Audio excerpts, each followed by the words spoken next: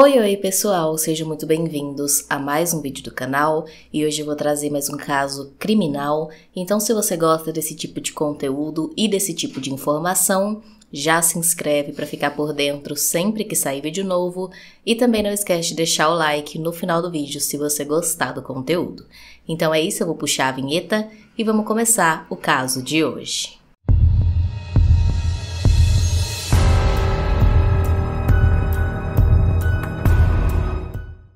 Em 19 de junho de 2010, um sábado, em Tyler, Texas, Estados Unidos, um entregador de pizza estava passando de carro por uma estrada afastada ali da cidade quando ele viu o que parecia ser um corpo abandonado às margens da estrada. Ele então parou o carro, desceu e foi ver mais de perto e confirmou que realmente se tratava de um corpo carbonizado e então ele acionou a polícia. A polícia chegou rapidamente no local, mexeram ali no corpo e verificaram que não tinha nenhum documento para fazer a identificação. Eles puderam perceber então apenas que se tratava de uma mulher afro-americana já adulta. O corpo foi levado então para o necrotério e no dia seguinte, na tentativa de conseguir identificar aquele corpo, a polícia divulgou na mídia local essa informação de como o corpo tinha sido encontrado e onde, e também algumas características ali daquela mulher que eles sabiam. Isso tudo na esperança de algum familiar ou algum amigo aparecer e poder de fato fazer o reconhecimento para que as investigações se iniciassem. Naquele mesmo dia, então, na parte da tarde, a polícia recebeu uma ligação que logo de cara eles perceberam que poderia ter alguma ligação com esse corpo carbonizado. O telefonema veio de um homem chamado Guilty Walker, que era um pastor de uma igreja local, e ele disse que a sua filha, Sherry, estava desaparecida. Ele disse que não a via desde o dia anterior, o sábado, e que naquela manhã de domingo ela não tinha aparecido na igreja para comemorar o Dia dos Pais, o que era extremamente estranho. Além disso, ela não avisou que estaria ausente, ele tentou entrar em contato com ela por telefone, mas não foi atendido, e ela também não estava em seu apartamento.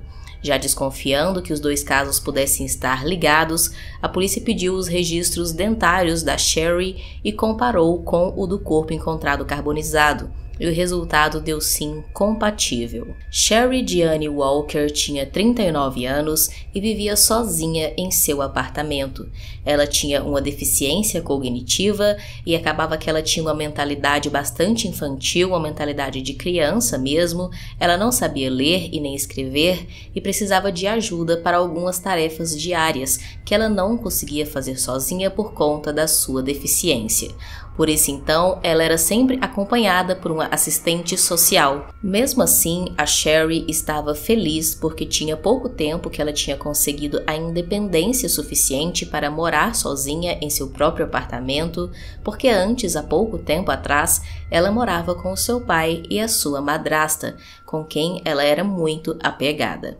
Ela foi descrita como uma mulher muito amorosa, doce, gentil, solidária, pura, que não via maldade nas pessoas, adorava cantar e ir à igreja com o pai. Além da deficiência cognitiva, a Sherry também sofria com convulsões e fazia tratamento médico para o controle dessas convulsões e tomava ali medicamentos controlados. Para conseguir pagar as suas contas e sobreviver sozinha, ela trabalhava como babá e recebia também ajuda de segurança social do governo por conta das suas doenças. A análise forense feita no corpo verificou que a causa da morte de Sherry foi asfixia e que ela tinha sido queimada depois de morta. O corpo tinha sido molhado com um líquido usado para abastecer isqueiros e então depois foi incendiado. Com base nas informações que o pai da Sherry passou para a polícia conseguiu chegar até um primeiro suspeito do caso, que era um homem que era amigo da Sherry já há bastante tempo. Eles tinham se conhecido anos atrás quando trabalharam juntos e desde então mantinham uma amizade, às vezes eles saíam juntos para jantar, para se divertir, ir ao cinema, então eles realmente eram bem próximos. O pai da Sherry chegou a dizer que desconfiava que talvez eles tivessem um relacionamento amoroso. Porém, a polícia foi atrás desse rapaz, que era um cantor local ali, Perguntaram para ele, ele disse que não tinha nada a ver com o caso e que ele e a Sherry não tinham nenhum envolvimento amoroso, que eram realmente apenas grandes amigos. Ele foi interrogado e ele forneceu um álibi. Ele disse que na noite da morte dela ele esteve trabalhando. Depois disso ele saiu com os amigos, foi para um bar ali onde ele costumava cantar, ficou lá toda a madrugada e depois disso ainda dormiu também na casa de um amigo. Então ele esteve em companhia durante toda a noite e tinham várias pessoas que sabiam onde ele estava. Então por conta disso ele foi desconsiderado como suspeito. Teve uma polêmica envolvendo esse rapaz porque foi dito que durante o seu interrogatório ele perguntou para a polícia como a Sherry tinha sido assassinada, porém os policiais não tinham comentado com ele que ela estava morta. Então isso fez os policiais desconfiarem bastante dele, mas como eu disse, ele forneceu um álibi bem forte, bem sólido, e no fim das contas foi entendido que na verdade ele só supôs que por ele estar ali naquela situação e os policiais estarem perguntando sobre a Sherry, ele já subentendeu que ela tinha sido assassinada ou que estava morta e por isso perguntou isso e acabou sendo ali uma pergunta infeliz. Depois disso, a polícia recebeu um outro telefonema que também ajudou muito na investigação do caso. No telefone dessa vez era uma mulher chamada Paula Wheeler que disse que conhecia a Sherry porque ela era a assistente social que acompanhava ela praticamente todos os dias já há muitos anos. Então elas tinham criado um vínculo, tinham desenvolvido ali uma forte amizade e elas conversavam bastante e a Sherry contava várias coisas da vida dela para essa mulher, vários segredos e coisas desse tipo. Então elas eram realmente bem próximas e essa mulher disse que tinha uma informação muito importante que ela acreditava que iria ajudar a solucionar o homicídio da Sherry. Os policiais chamaram ela então até a delegacia, ela foi até lá e prestou o seu depoimento. Ela disse que na noite em que a Sherry foi vista pela última vez, ela tinha ligado para Paula e dito que iria se encontrar com uma mulher que tinha contratado ela para trabalhar de babá do seu filho de 4 anos. E segundo a Paula, o relacionamento da Sherry com essa mulher era bastante estranho. Essa mulher era uma mulher ali meio abusiva com a Sherry, então ela acreditava que a mulher pudesse ter algum envolvimento no crime. A mulher em questão era Kimberly Cargill, uma enfermeira de 43 anos, mãe de 4 filhos, mas neste momento ela vivia só com o mais novo de 4 anos porque tinha perdido a guarda dos outros 3. Cada filho era fruto de um casamento diferente e em todos os casos, menos nesse último, após o divórcio, o pai tinha conseguido a guarda do filho na justiça. A Kim foi descrita como sendo o completo oposto da Sherry. Ela era uma mulher mal-humorada, violenta, manipuladora e perigosa. Todos os seus ex-maridos disseram que ela era completamente instável e explosiva, brigava por qualquer motivo e nessas situações se tornava violenta a ponto de atirar objetos neles, até mesmo facas. Ela batia nos maridos com socos e chutes e os insultava diariamente. Por conta disso, todos os 4 pediram o divórcio depois de aproximadamente 3 anos de relacionamento. Além disso, a Kim também era agressiva com os filhos, tratando eles de uma maneira ainda pior. Ela batia nas crianças com chutes e socos, os estrangulava e fazia cortes pelos seus corpos. Além disso, ela gritava por qualquer motivo, deixava eles trancados no quarto por dias sem comida e sem ir ao banheiro, e eles ainda tinham que tirar sempre notas muito boas no colégio, ou então também era motivo para eles apanharem. Quando alguém de fora via os machucados das crianças e questionava a Kim sobre isso, ela sempre tinha justificativas convincentes, sempre se mostrando simpática e agradável, o completo oposto do que ela era em casa, e assim conseguia convencer as pessoas. Não à toa ela foi descrita como uma pessoa extremamente manipuladora pela sua própria irmã.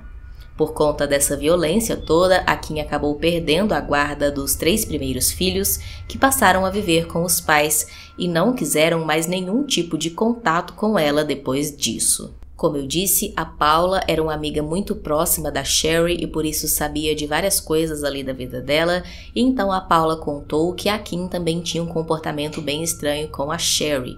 A Sherry, como eu disse, era uma pessoa muito inocente, muito boa, que tomava conta do filho da Kim de 4 anos por uma quantia bem baixa em dinheiro.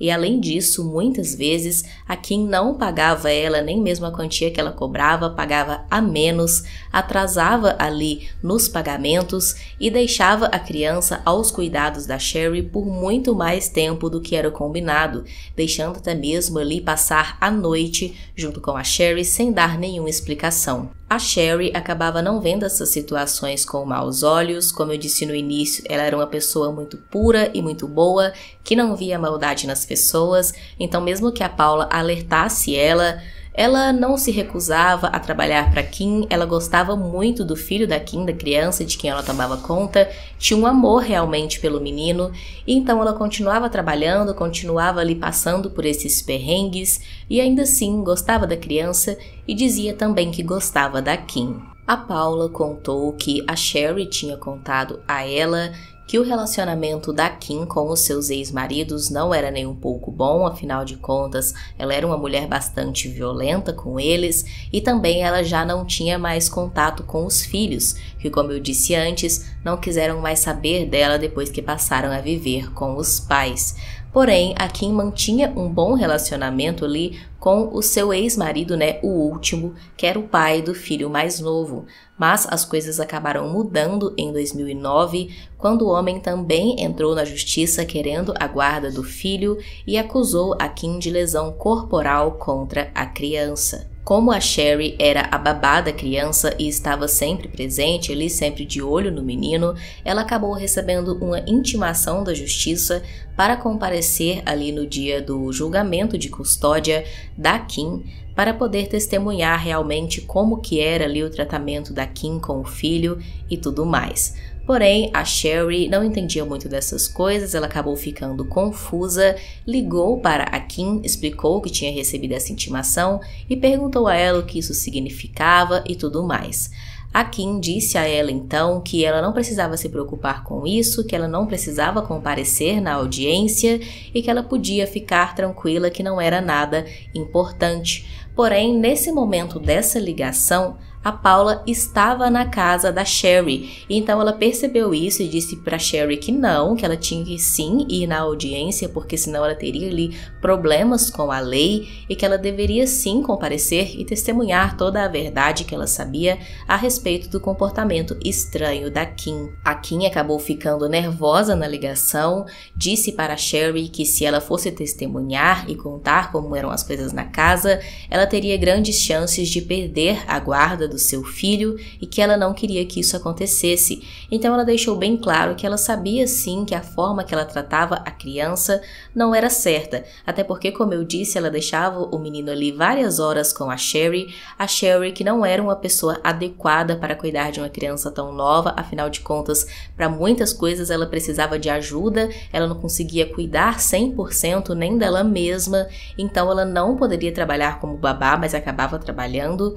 E além disso também, além de deixar a criança ali várias horas com a Sherry, a Kim muitas vezes não deixava comida para o menino e nem nenhum dinheiro, então a Sherry tinha que pegar do seu próprio bolso e comprar comida para o menino. Então, provavelmente, se a Sherry contasse tudo isso ali na audiência e também já tendo o histórico da Kim dos filhos anteriores, ela sim perderia a guarda desse filho. E ela se demonstrou bastante nervosa com a Sherry, dizendo que não era para ela dar o seu testemunho. Porém, a Paula acabou convencendo a Sherry que ela deveria sim ir, e isso deixou a Kim bastante nervosa. A Paula chegou a dizer para Sherry, depois dessa discussão, que não recomendava que ela fosse mais trabalhar na casa da Kim, porque desconfiava que a mulher pudesse fazer algum mal a ela para impedi-la de testemunhar. Mas a Sherry, na sua inocência, não concordou com isso e continuou trabalhando na casa da Kim. Por volta do meio-dia do dia 18 de junho, então, a Paula levou a Sherry ao salão de beleza para ela arrumar os cabelos e por volta de 8 horas da noite recebeu uma ligação da Sherry dizendo que a Kim iria buscá-la para elas saírem juntas para jantar e depois ela ir para a casa da Kim ajudar ela ali a limpar a casa, o que era uma coisa também que ela fazia de costume.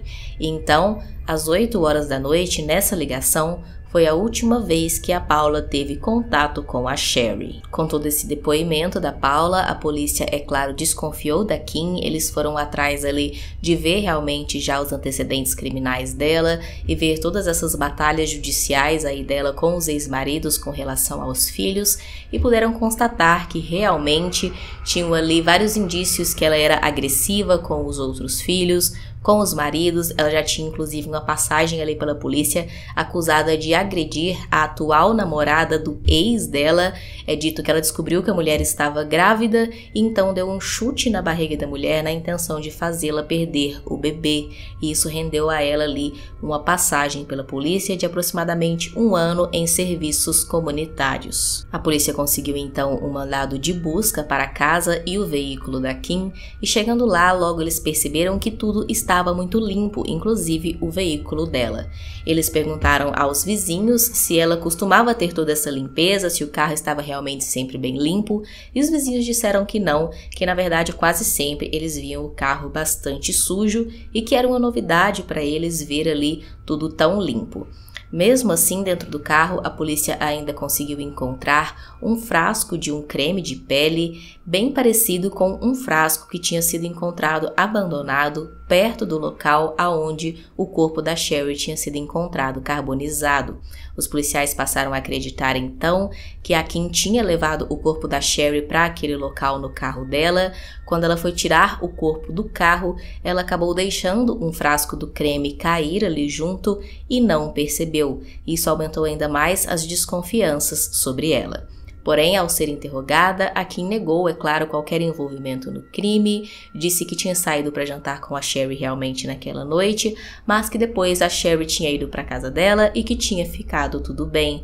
Mas a polícia não acreditou muito nessa versão. A polícia, é claro, comparou o DNA da Kim com o DNA que foi encontrado naquele frasco de creme de pele que estava perto do corpo da Sherry e o resultado deu positivo, ou seja, tinha sim DNA dela ali naquele frasco perto do corpo.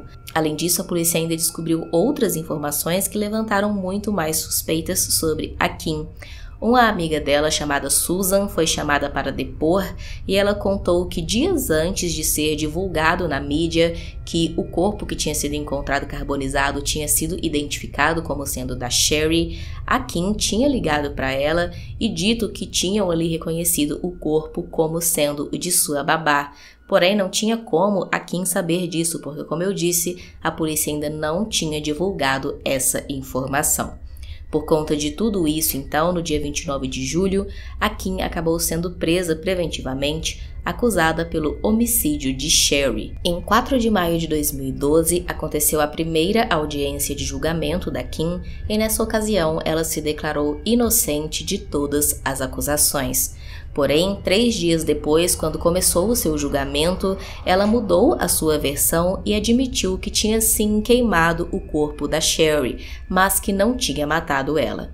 Dessa vez, ela apresentou uma versão completamente diferente. Ela disse que naquela noite ela se encontrou com a Sherry, as duas saíram para jantar e quando ela estava levando a Sherry de volta para casa, a Sherry começou a ficar muito nervosa, dizendo que não queria comparecer na audiência para testemunhar, que não saberia o que dizer e ficou realmente muito nervosa ali em pânico e começou a passar mal com uma das suas crises convulsivas. A Kim então tentou socorrê-la e tentou levá-la ao hospital, mas ela disse que não deu tempo e a Sherry acabou falecendo dentro do carro no meio do caminho. A Kim disse que ficou desesperada com a morte da Sherry, começou a ficar em pânico também e resolveu se livrar do corpo. Com isso, então, ela levou o corpo até aquele local afastado, jogou o líquido de isqueiro e colocou fogo. A acusação, é claro, não acreditou nessa versão. Eles disseram que ela não tinha sentido algum, porque a Kim era enfermeira e não deveria ficar tão nervosa e sem saber o que fazer ao ver a Sherry convulsionar, e sim ajudá-la e levá-la ao hospital em segurança, mesmo que pensasse que não tinha mais jeito. Mas se mesmo assim não desse certo e a Sherry tivesse realmente morrido, ela devia ainda assim acionar o hospital ou acionar alguma autoridade e não colocar fogo no corpo. Os filhos da Kim também testemunharam no julgamento. Eles foram ouvidos e disseram que tinham muito medo dela e que nunca quiseram morar ou ter contato com ela, justamente por toda aquela questão de ela ser agressiva e de como ela gritava e batia neles com frequência. O seu filho mais velho, a essa altura com 21 anos, já não via a Kim há 10 anos, desde que teve a guarda entregue ao pai. E disse que cresceu com problemas de relacionamento por conta dos traumas sofridos na infância com relação à mãe. Ele disse que tinha dificuldade de demonstrar afeto com abraços, carinho ou palavras, por exemplo. Os seus ex-maridos também foram ouvidos e disseram a mesma coisa também, que ela era uma mulher má e perversa, e como eu disse antes, a própria irmã da Kim acabou testemunhando e descrevendo ela como uma pessoa extremamente manipuladora. A acusação ofereceu a versão de que, na verdade, o crime foi todo planejado com antecedência pela Kim, que ela tinha a intenção de tentar convencer a Sherry a não testemunhar e que, se não conseguisse convencê-la, iria tirar a vida dela. E assim ela fez. Um exame toxicológico também foi feito no corpo da Sherry e serviu como prova, porque o exame apontou que ela vinha tomando corretamente todos os seus medicamentos contra as convulsões, então era pouquíssimo provável que ela tivesse tido uma crise tão forte assim naquela noite